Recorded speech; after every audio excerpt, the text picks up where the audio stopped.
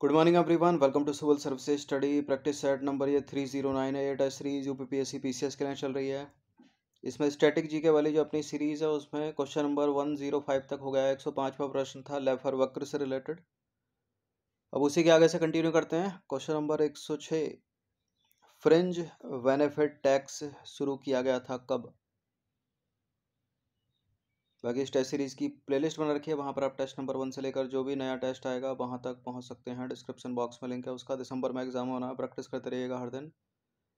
ये नंबर इस पर व्हाट्सअप करके इन सभी का फुल टेस्ट पीडीएफ प्राप्त कर सकते हैं पेड टेलीग्राम ग्रुप से जुड़कर। फ्रिंज बेनिफिट टैक्स कौन से साल के बजट में शुरू किया गया था? वर्ष 2005-06 के बजट में। सी है इसका आंसर। देखिए, फ्रिंज बेनिफिट टैक्स मूल रूप से एक कर है, यानी टैक्स है जिसका भुगतान नियोक्ता द्वारा अपने कर्मचारियों को प्रदान किए गए लाभों के बदले में करना होता है।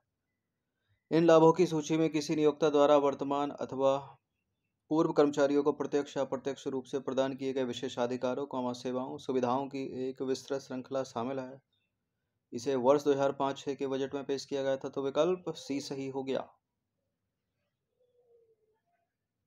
वस्तु एवं सेवा कर परिषद का गठन भारतीय संविधान के निम्नलिखित में से किस अनुच्छेद के तहत किया गया? कोई चीज जब संविधान में बाद में जोड़ी जाती है तो क्लॉज बन जाता है। ठीक है, इसने इसके सामने ए लिखा है, किसी में बी लिखा होता, किसी में सी। हिंदी में इसको का लिख देते हैं, खा लिख देते हैं। कब किया गया? 279 का ए। ऑप्शन नंबर सी है इसका आंसर। ठीक है, 279 के ए के तहत किया गया। वस्तु एवं सेवा कर यानी जीएसटी परिषद केंद्र और राज्यों का एक संयुक्त मंच है। इसकी स्थापना राष्ट्रपति द्वारा संविधान के अनुच्छेद 279 ए के 1 के अनुसार की गई थी, तो सी करेक्ट हो गया। इस परिषद में निम्नलिखित सदस्य शामिल होते हैं। अध्यक्ष के रूप में होता है केंद्रीय वित्त मंत्री, जो कि वर्तमान में कौन है? निर्मला सीतारमण। और सदस्य के रूप में राजस्व अथवा वित्त के प्रभारी केंद्रीय राज्य मंत्री, वित्त अथवा कराधान के प्रभारी मंत्री, या प्रत्येक राज्य सरकार द्वारा सदस्य के रूप में नामित कोई अन्य मंत्री। क्वेश्चन नंबर 108, राजकोषीय उत्तरदायित्व और बजट प्रबंधन अधिनियम किस वर्ष लागू किया गया था? इस तरह के प्रश्न पूछ लेता है स्टेट पीसीएस में। वर्ष 2003 में। बी है इसका आंसर। राजकोषीय उत्तरदायित्व और बजट प्रबंधन अधिनियम संसद का एक अधिनियम है जिसे वर्ष 2003 में पारित किया गया था। इसका उद्देश्य सरकारी खर्च में राजकोषीय अनुशासन, पारदर्शिता तथा जवाबदेहिता सुनिश्चित करना है। क्वेश्चन नंबर 109, भारत में आर्थिक सुधार कब लागू किया गया? भारत में आर्थिक सुधार लागू किए गए 1991 में, जुलाई 1991। देखिए, हालांकि भारत में आर्थिक उदारीकरण के संकेत 1970 के दशक के अंत से मिलते हैं, किंतु आर्थिक सुधारों की जो शुरुआत हुई वो जुलाई 1991 से हुई, तो विकल्प ए करेक्ट है। निम्नलिखित कथनों में से दो कथन है यहाँ पर। फाइनेंस कमीशन या वित्त आयोग के संदर्भ में कौन सा उसमें सही होगा? भारतीय संविधान के अनुच्छेद 280 के तहत स्थापित एक संवैधानिक निकाय है वित्त आयोग, और अरविंद पनगड़िया 16वें वित्त आयोग का अध्यक्ष नियुक्त किया गया है। अरविंद पनगड़िया को 16वें वित्त आयोग का अध्यक्ष नियुक्त किया गया है। 15वें के एन के सिंह, 16वें के, ये ठीक है, दूसरा वाला सही है। 280 इसको तो बहुत पूछा वित्त आयोग का ये जो आर्टिकल है, ये करेक्ट है। दोनों के दोनों स्टेटमेंट सी है इसका आंसर। वित्त आयोग की स्थापना किसके द्वारा? भारत के राष्ट्रपति द्वारा की जाती है। देखिए, वित्त आयोग भारतीय संविधान के अनुच्छेद 280 के तहत एक संवैधानिक निकाय है, कॉन्स्टिट्यूशनल बॉडी है, जो संवैधानिक व्यवस्था और समसामयिक आवश्यकताओं के अनुरूप केंद्र तथा राज्यों के बीच कर आय को वितरित करने की विधि और सूत्र निर्धारित करता है, तो ए करेक्ट हो गया। और हाल ही में नीति आयोग के पूर्व उपाध्यक्ष अरविंद पनगड़िया को 16वें वित्त आयोग का अध्यक्ष नियुक्त किया गया है, तो दूसरा वाला भी करेक्ट है। ये नंबर इस पर व्हाट्सअप करके इन सभी टेस्ट का फुल टेस्ट पीडीएफ परचेज कर सकते हैं वन टाइम पेमेंट करके। क्वेश्चन नंबर 111 पर आ जाइए। निम्नलिखित कथनों में से कौन सा कथन पंचवर्षीय योजना के संदर्भ में सही है? तो चार चार है यहाँ पर, तीन गलत होंगे और कोई एक ही करेक्ट होगा। भाखड़ा नागल सिंचाई परियोजना की शुरुआत दूसरी पंचवर्षीय योजना में की गई। नाबार्ड की स्थापना 8वीं पंचवर्षीय योजना के दौरान की गई। भारतीय राष्ट्रीय राजमार्ग प्रणाली की शुरुआत 5वीं पंचवर्षीय योजना के दौरान की गई। गरीबी हटाओ छठी पंचवर्षीय योजना के उद्देश्यों में से एक था। गरीबी हटाओ पे बहुत बार प्रश्न बने एग्जाम में। 5वीं पंचवर्षीय योजना के उद्देश्यों में से एक था। ठीक है, यहाँ छठी लिखा है तो गलत हो गया ये। नाबार्ड की स्थापना 8वीं नहीं बल्कि 5वीं पंचवर्षीय योजना के दौरान की गई, जिसमें गरीबी हटाओ था। भाखड़ा नागल सिंचाई परियोजना दूसरी नहीं है, प्रथम पंचवर्षीय योजना के दौरान। तो सी ही सही हो गया। इसमें सी में क्या है, भारतीय राष्ट्रीय राजमार्ग प्रणाली की शुरुआत हुई 5वीं पंचवर्षीय योजना के दौरान। देखिए, राष्ट्रीय राजमार्ग प्रणाली और न्यूनतम आवश्यकता कार्यक्रम 5वीं पंचवर्षीय योजना के दौरान पेश किए गए थे। और नाबार्ड की स्थापना छठी पंचवर्षीय योजना के दौरान की गई थी। ठीक है, वहाँ 5वीं लिखा है। गरीबी हटाओ और आत्मनिर्भरता 5वीं पंचवर्षीय योजना का हिस्सा। भाखड़ा नागल परियोजना की शुरुआत प्रथम पंचवर्षीय योजना के दौरान की गई थी। ठीक है, नाबार्ड 8वीं लिखा है ना, छठी है। ठीक है, छठी है, छठी। तो 5वीं में क्या क्या, गरीबी हटाओ आत्मनिर्भरता और राष्ट्रीय राजमार्ग प्रणाली और न्यूनतम आवश्यकता। भाखड़ा नागल प्रथम पंचवर्षीय योजना, वहां दूसरी लिखा था। नाबार्ड 8वीं लिखा था, जबकि छठी होना चाहिए। अब आ जाइए क्वेश्चन नंबर 12। निम्नलिखित कथनों में से कौन सा कथन केंद्रीय बजट 2023-24 के संदर्भ में सही है? यहाँ 23-24 की बात हो रही है, 24-25 की बात नहीं हो रही है। प्रश्न कुछ भी 23-24 का भी आ सकता है, 24-25 का भी। रक्षा मंत्रालय के बजट आवंटन में सर्वाधिक प्रतिशत वृद्धि की गई है। और दूसरा स्टेटमेंट है, खाद्य एवं सार्वजनिक वितरण मंत्रालय के प्रतिशत बजट आवंटन में कमी की गई है। देखिए, 23-24 में जो सर्वाधिक वृद्धि है वो है रेल मंत्रालय के बजट में। इसने पहला वाला गलत है। और 24-25 का अगर पूछ ले तो रक्षा मंत्रालय के बजट में सर्वाधिक वृद्धि है, इस चीज़ को याद रखना। क्योंकि दूसरा वाला सही है, खाद्य एवं सार्वजनिक वितरण मंत्रालय के प्रतिशत आवंटन में कमी की गई 23-24 के बजट में। तो केवल सी है इसका आंसर 2। वर्ष 2023-24 के बजट में उच्चतम आवंटन वाले शीर्ष 13 मंत्रालयों में रेल मंत्रालय 49% में सर्वाधिक प्रतिशत वृद्धि की गई। इसके बाद जल शक्ति मंत्रालय 31%, सड़क परिवहन राजमार्ग मंत्रालय 25%। तो पहला वाला हो गया गलत। और यही चीज 24-25 के बजट में पूछ रहे तो रक्षा मंत्रालय को 6,21,940.85 करोड़ रुपए, लगभग 75 बिलियन US डॉलर आवंटित किए गए हैं, जो सभी मंत्रालयों में सर्वाधिक है इस साल के बजट में, यानी जुलाई के बाद। ठीक है, क्योंकि सरकार ये भी बनी है। उससे पहले एग्ज़ाम होना था, मई तक होना था, तब ये वैलिड था प्रश्न। लेकिन एग्जामिनर तो कुछ भी घुसा सकता है, ये भी और ये भी।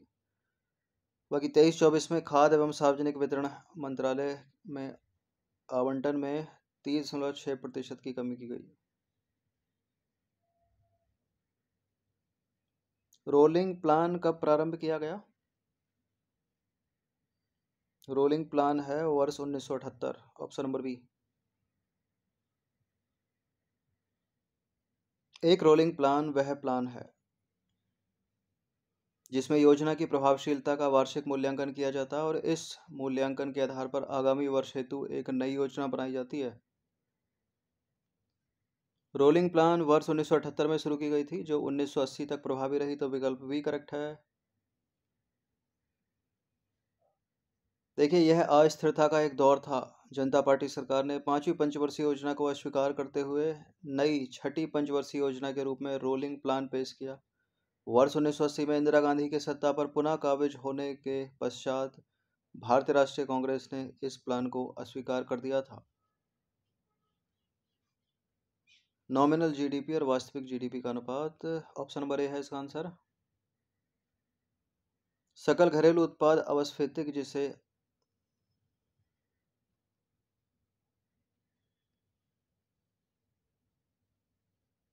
चलिए क्वेश्चन नंबर 114 पर आ जाइए। सकल घरेलू उत्पाद अवस्फीतिक है। GDP is डिफ्लेमेटरी।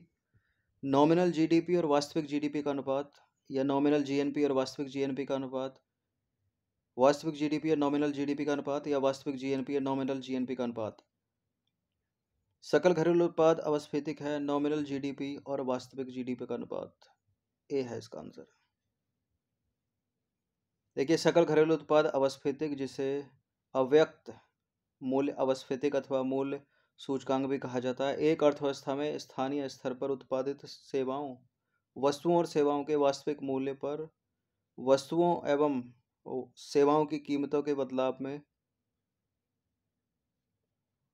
सेवाओं की कीमतों में बदलाव के प्रभाव को समायोजित करके सकल घरेलू उत्पाद को मापता है। और यह नॉमिनल जीडीपी और वास्तविक जीडीपी का अनुपात है, तो विकल्प ए करेक्ट हो गया। ठीक है, क्वेश्चन नंबर 115 पर आ जाइए। वाणिज्यिक बैंक विनियमित होते हैं। भारतीय रिजर्व बैंक अधिनियम 1934 द्वारा, बैंकिंग विनियमन अधिनियम 1949 द्वारा, ग्रामीण बैंक अधिनियम 1976 द्वारा, या बैंकिंग कानून अधिनियम 1955 द्वारा। वाणिज्यिक बैंक यानी इंग्लिश में कॉमर्शियल बैंक कौन से हो गए? एसबीआई हो गया, पीएनबी हो गया, एक्सिस हो गया, आईसीआईसीआई हो गया, एचडीएफसी हो गया। ये सारे के सारे वाणिज्यिक बैंक हैं। अब इनमें से निजी क्षेत्र के हैं, सार्वजनिक क्षेत्र के हैं। निजी क्षेत्र के एक्सिस, आईसीआईसीआई, एचडीएफसी, सार्वजनिक क्षेत्र के एसबीआई, पीएनबी, इस तरह से। तो ये सारे के सारे विनियमित होते हैं बैंकिंग विनियमन अधिनियम 1949 द्वारा। ऑप्शन नंबर बी है इसका आंसर। देखिए, वाणिज्यिक बैंक वे बैंक हैं जो लाभ अर्जित करने के लिए जमा स्वीकार करते हैं, ऋण एवं वित्तीय सेवाएं प्रदान करते हैं। वाणिज्यिक बैंकों का विनियमन बैंकिंग विनियमन अधिनियम 1949 द्वारा किया जाता है, तो विकल्प भी करेक्ट हो गया। वाणिज्यिक बैंकों को सार्वजनिक क्षेत्र और निजी क्षेत्र दोनों के बैंक शामिल हैं इसमें, वाणिज्यिक बैंकों में। बैंकिंग विनियमन अधिनियम 1949 की बात करें तो यह भारत में बैंकिंग फर्मों को विनियमित करता है। इसे बैंकिंग कंपनी अधिनियम 1949 के रूप में पारित किया गया था और 1 मार्च 1966 से इसे प्रतिस्थापित कर बैंकिंग विनियमन अधिनियम 1949 कर दिया गया था। क्वेश्चन नंबर 116 पर आ जाइए। भारतीय रिजर्व बैंक ने लीड बैंक योजना की शुरुआत किस वर्ष की थी? भारतीय रिजर्व बैंक ने लीड बैंक योजना की शुरुआत की थी 1969 में। ऑप्शन नंबर ए है इसका आंसर। देखिए, भारतीय रिजर्व बैंक ने वर्ष 1969 में लीड बैंक योजना की शुरुआत की। इस योजना में निहित क्षेत्रीय दृष्टिकोण के तहत प्रत्येक बैंक अपने सामाजिक दायित्वों का निर्वहन करता है। प्रत्येक बैंक कुछ जिलों के अग्रणी बैंक के रूप में काम करता है और इस योजना का उद्देश्य बैंकिंग कार्यों के दोहराव से बचने के लिए बैंकों और अन्य विकासात्मक एजेंसियों की गतिविधियों का समन्वय करना, प्राथमिकता वाले क्षेत्र व अन्य क्षेत्र में बैंक वित्त के प्रभाव को बढ़ाने के लक्ष्य को प्राप्त करना तथा ग्रामीण क्षेत्रों के समग्र विकास में बैंकों की भूमिका को प्रोत्साहित करना है लीड बैंक योजना। क्वेश्चन नंबर 117 पर आ जाइए। निम्नलिखित में से कौन सा देश वर्ष 2024 में अंतर्राष्ट्रीय चीनी संगठन की अध्यक्षता करेगा? भारत करेगा। ऑप्शन नंबर ए है इसका आंसर। देखिए, वर्ष 2024 में अंतर्राष्ट्रीय चीनी संगठन की अध्यक्षता भारत करेगा और यह चीनी उद्योग में भारत की वैश्विक स्थिति के प्रदर्शन के रूप में एक बड़ी उपलब्धि है। क्वेश्चन नंबर 118 पर आ जाइए। निम्नलिखित में से कौन सा एक मिसमैच है यानी सही सुमेलित नहीं है? यह है सूची 1 में थर्मल पावर स्टेशन और यह है सूची 2 में स्थान, सारे के सारे उत्तर प्रदेश के। Anpara thermal power station Sonbhadra में, Harduaganj thermal power station Aligarh में, Meja thermal power station Prayagraj और Unchahar thermal power station Bareilly.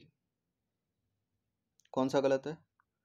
Anpara thermal power station Sonbhadra में ठीक है, Harduaganj thermal power station Aligarh में ठीक है, मेजा थर्मल पावर स्टेशन भी ठीक है प्रयागराज में, Unchahar thermal power station Bareilly में नहीं है बल्कि रायबरेली में है। ठीक है, तो यहाँ पर डी वाला जो है वो गलत है। Unchahar thermal power station Raebareli. Thermal power station Anpara Sonbhadra में, हरदुआगंज अलीगढ़ में, मेजा प्रयागराज में और ऊंचाहार रायबरेली में, न कि बरेली। क्वेश्चन नंबर 119 पर आ जाइए। कौन आवारा कुत्तों की संपूर्ण आबादी का वंध्याकरण और टीकाकरण करने वाला पहला देश बन गया है?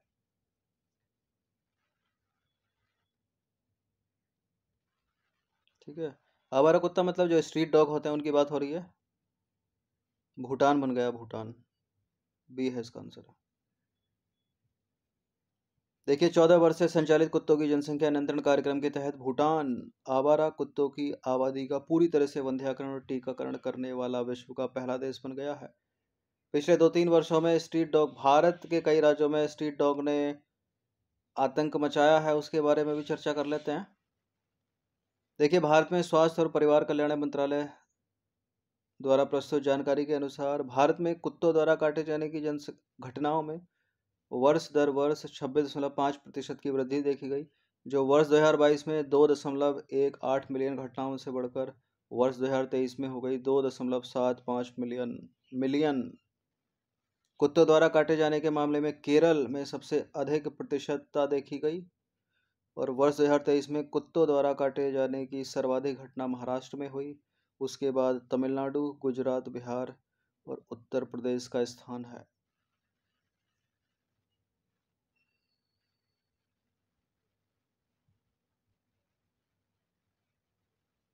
120वां प्रश्न, अंतिम प्रश्न है ये।